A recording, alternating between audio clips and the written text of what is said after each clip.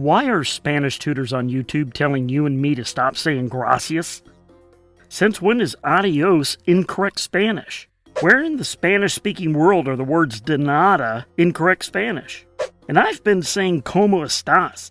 Have I been doing something wrong by saying that? And someone please tell me, why do the words creo que seem to cause such pain to the ears of this Spanish tutor? Hola a todos, I'm Dan, and we're talking about learning languages here.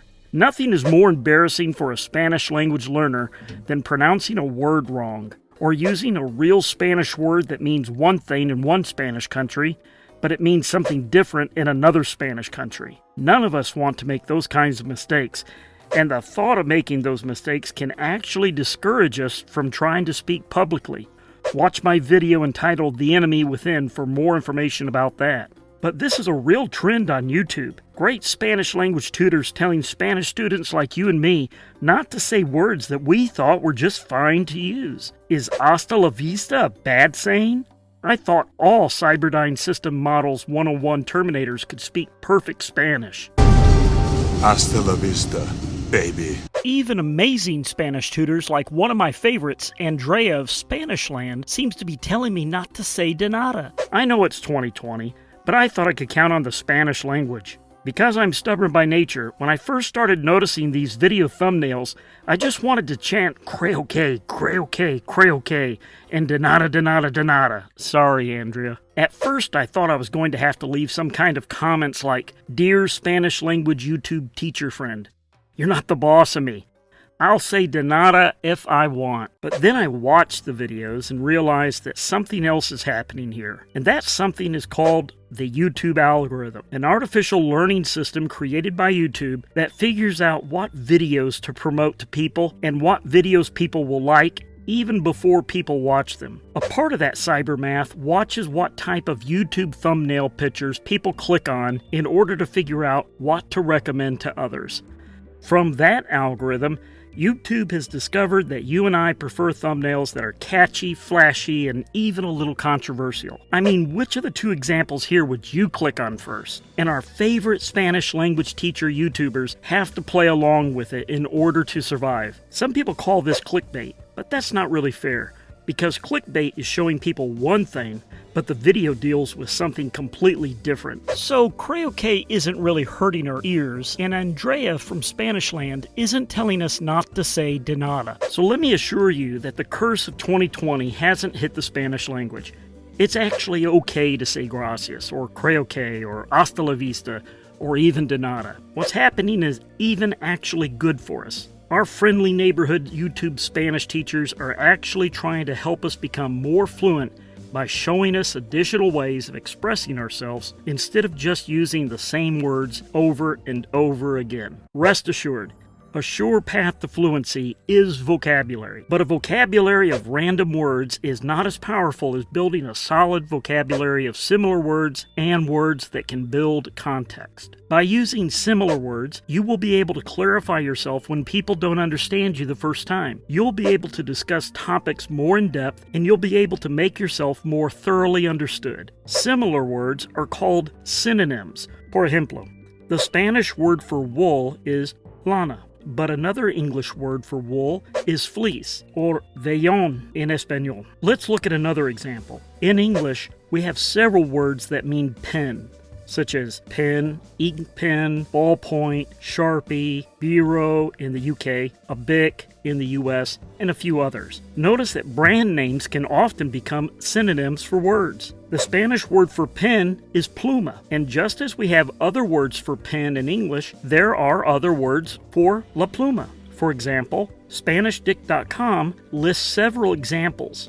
The larger your vocabulary in Spanish is, the easier it will be for you to carry on a conversation in Spanish. Synonyms help ensure that you can make yourself more clearly understood. But another benefit of using synonyms is to make you more conversationally fluent. Por ejemplo, there are several ways of expressing the intent of the English word yes. But if you only knew the word yes, you would probably sound robotic after a while. However, by substituting the word yes with synonyms like of course, yeah, sure, and okay, you make your yes more clearly understood, and less robotic. Imagine how much more fluent the Terminator would have sounded if he threw in a few hasta prontos, or chows, or even an occasional hasta luego.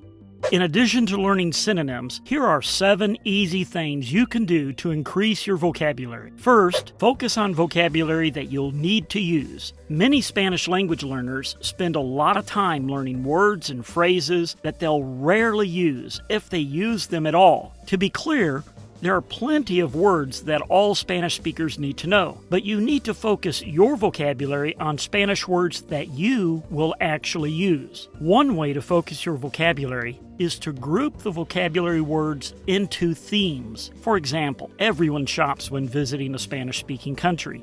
So group your shopping vocabulary into themes so that when you see a shirt, your mind will quickly relate such words as size, hat, shorts, shoes, dresses, and etc. You may have a specialty need in Spanish, such as buying a home or teaching at a school, or renting a car and driving for weeks across the country. Those needs have specialty words that you can easily group into themes and learn together. These are examples of how you can focus your vocabulary on words that you can actually use. Second, read, and read. The more you read, especially books that you've already read in English, but also magazines and newspapers, the more words you will be exposing your mind to. And as you read and uncover new words, try to figure out the meaning of the new words first from the context of the sentence. If that doesn't work, then look up the definition in a dictionary. Third, if you have a smartphone or a computer handy, you obviously do, you're watching a YouTube program, you always have access to great Spanish dictionaries online. Become friends with those apps and sites. Routinely look up words that come to mind. Fourth, use my learning journal to keep track of new words that you're learning and to make sentences out of the words that you are learning. The journal is also a perfect solution for reviewing your vocabulary in a spaced repetition manner to ensure that those new words are never forgotten. Plus, keeping a journal of all your new words can provide you positive reinforcement for learning even more words, especially when you can see how many new words you've already learned. Fifth, use a flashcard app to review new words that you're learning.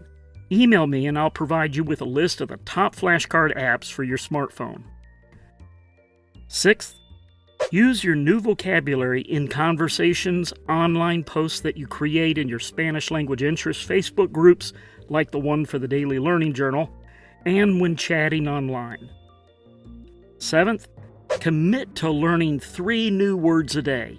Again, make them words that you'll use, not just random words pulled out of a dictionary. Best still, group the new words into themes. I'm not here to teach Spanish, so I'm not going to give you a list of other words you can say instead of saying de nada. Instead, I highly recommend that you watch Andrea's video here and let her teach you what other words you can use to express the thought of de nada. In fact, right now, in her own words, let Andrea explain why you need to watch that video today. Hi everybody, this is Andrea from Spanish Land School. This is just a short video to explain to you why some of the Spanish teachers on YouTube use the title No Digas, like I did in my video, No Digas De Nada. We're not trying to tell you not to say de nada at all. No, we just use that title to get your attention and then show you other ways in how you can say some expressions so that you sound more like a native speaker and also for you to expand your vocabulary. So espero que disfruten el video No Digas De Nada. And yeah, just know that we're just trying to help you expand your vocabulary. And thank you to Dan Hall for doing this video and for talking about this subject. Ciao, nos vemos.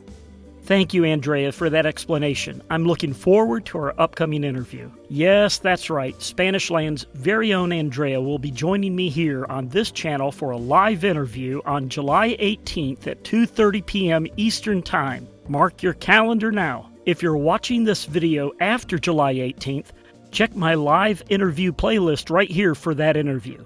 Her channel, Spanish Land, is jam-packed with videos on how to learn Spanish from the very beginning, and her advanced online language courses have a great reputation for helping you to break through the intermediate level to the advanced levels of Spanish. I've added a link to her channel in the description below. Did you learn something new or get motivated to keep pressing forward in your Spanish journey today? Tell me what your method of studying new vocabulary is in the comments below, and show YouTube you liked the video and motivate me by subscribing and liking this video. You can also check out my Patreon page or support me by PayPal. The details are in the description as well. Until next time, hasta luego. By the way, this would be a great time to hit that subscribe button.